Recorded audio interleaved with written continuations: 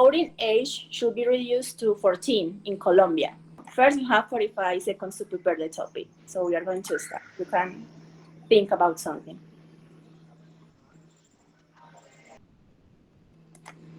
Okay, ready? Okay. Okay.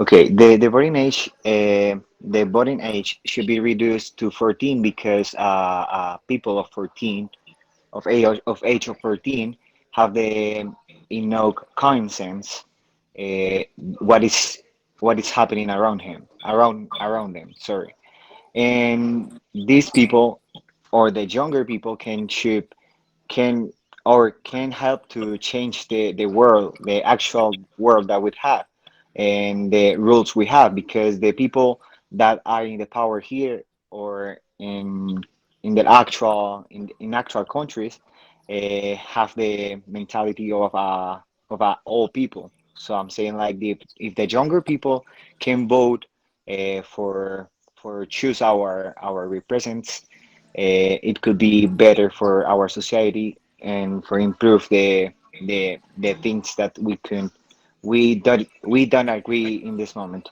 Okay. Um, I am sure that this generation can do the things better than the previous generation.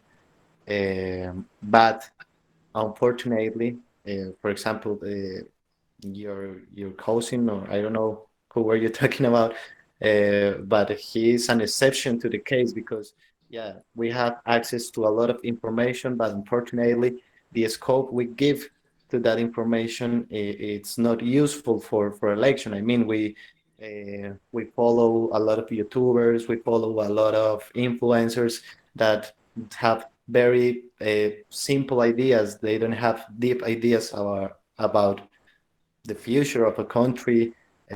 So I think 18 it's a great age to take that decision of voting because you have more tools to make a good election.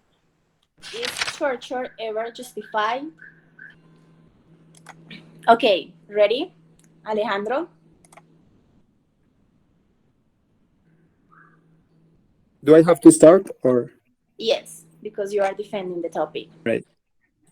Okay, I don't know what to say, but I think torture could be a better word, like to prevent that people get killed. For example, it's better like torture someone that killed that person. Um, and yeah, sometimes, for example, it could prevent like something worse, like a massive attack to people, like the things that happened with these buildings in the United States in 2001. Uh, like yeah, like killing a lot of amount of people. That's really worse than like torture a person. Okay. Um, to begin, what is the torture? The torture is the act of inflicting severe physical and psychological suffering on someone by another as punishment or for some action from the victim. So everybody has right to, and those are inalienable. And the right that is against torture is the right to personal, physical, and mental integrity. And this says that nobody must be to torture or to cruel, human or degrading treatment. For this reason, if a person do something bad, the authorities will take care, and everyone deprived of liberty will be treated with the respect to the dignity. Okay, thank you. Austin. Um, this has been a day of connection problems. Mm-hmm. Yes. Yeah. So, um, really difficult topic. Karen, the word good use of the word inalienable, but yeah, I just wanted to say the pronunciation is kind of weird on that, but it's inalienable. Um, but you were using it correctly. Like it's something that cannot be taken away from you. So yeah, like you were saying, inalienable rights. Good job on that. I mean, that's kind of a odd word. And yeah, I mean, the points came across well. Alejandro, like good use on the using 9/11 is the towers you're talking about. That's that whole thing's called. I mean, that's like a perfect example. That one's brought up all the time in the torture debate, especially with some of my country's less glamorous actions. So, but yeah, I mean, good vocabulary use and pronunciation of everything overall. So, good job, guys. Advertising should be banned. Okay. Okay. I will start that here in Google is a big intro advertisements in the search results that says it is not ethical to target children with advertisements.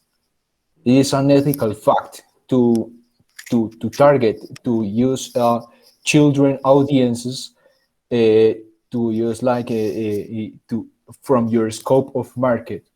Different, it will be related of a toys company or maybe yes, like entertainment for children specifically, but even as a software developer of the core of technology, it's not ethical to target children for your advertisement of your company. Okay. Okay. I understand your point, but I think that not all the advertisements are bad for kids. For example, if you're going to look for some advertisements for kids, they are most of them are about toys or are about food or things that they sometimes need, like for example diapers or things like that. Uh, and if you have a business or something, the most important target that you have to have are children because they are like always telling their parents to buy the things that they like and the things that they saw in the television or in social media. And when I was a kid, I remember that I used to have a lot of fun watching these advertisements like toys and things that I was really interested in. Okay. Thank you, Austin. What do you think? But I think that's a kind of a good, what am I trying to say? A distinction there as far as, you know, that they're using advertisements to almost manipulate kids into an action that benefits the company. That they're not advertising to the child, they're advertising to the parents, but they have to use the interest of the child to get the parents to spend money.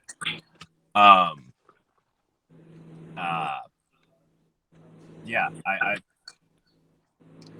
I hate to sound like a broken record, but good job of being able to communicate those topics, because that's not necessarily like the most straightforward idea to convey. So yeah, like I said, I hate to sound like a broken record, but that was all very good. So good job, both of you guys. Thank you, Austin. Okay, thank you. So the next part, we have some questions here and we are going to answer them. So the first one, if you could have dinner with someone you admire, who would it be? Yeah, I think I'd have dinner with Elon Musk. I think it would be, I probably wouldn't understand most of the conversation because that guy seems vastly more intelligent than me.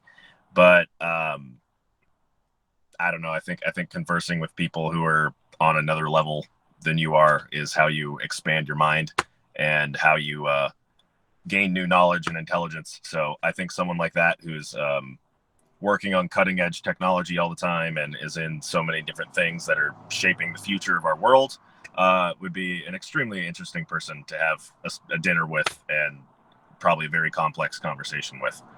So yeah, Elon Musk would be my choice. Okay, yeah, no, I agree with Austin. I mean, talking to a person who is smarter than you is going to help you to expand your thoughts and your mind. And for example, for me, I would like to have a dinner with Albert Einstein. It will be awesome for me, like to be able to. Well, I'm pretty sure I'm not going to understand anything that he says, but uh, it will be like a great experience to have someone who is really smart in front of me and to talk to him about all the things that he has in mind and yeah, to be able to understand a little bit what were his motivations and what did has in mind at the time that he said all the things that he said.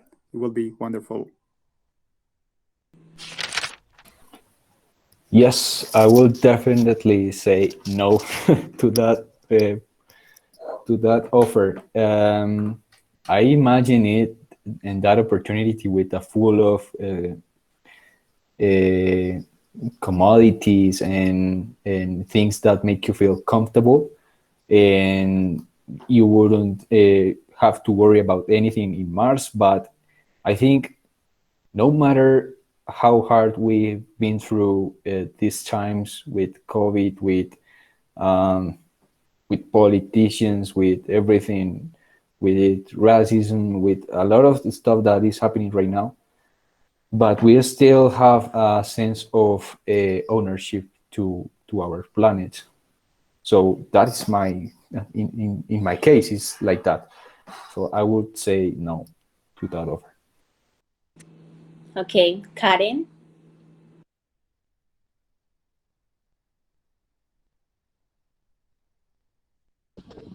And I will do it because I like science, the research, the new things, and Mars is like a surprise. For example, the science says, I think that I remember, the science said that there are water or I don't know. Yes, there are water in Mars. So I would like to know about this. It is a new thing, so it is like a mysterious.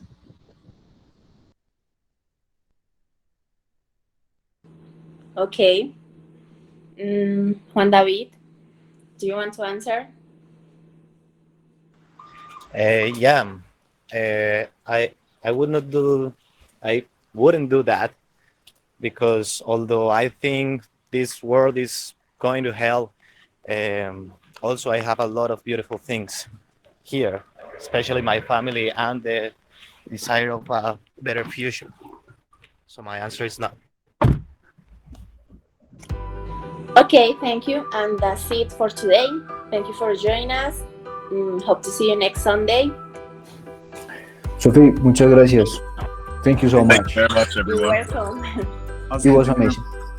Alejo, Okay. bye bye. Bye bye, everyone. Bye. It was a pleasure. Have a good Bye. one. Pleasure is mine. Bye bye.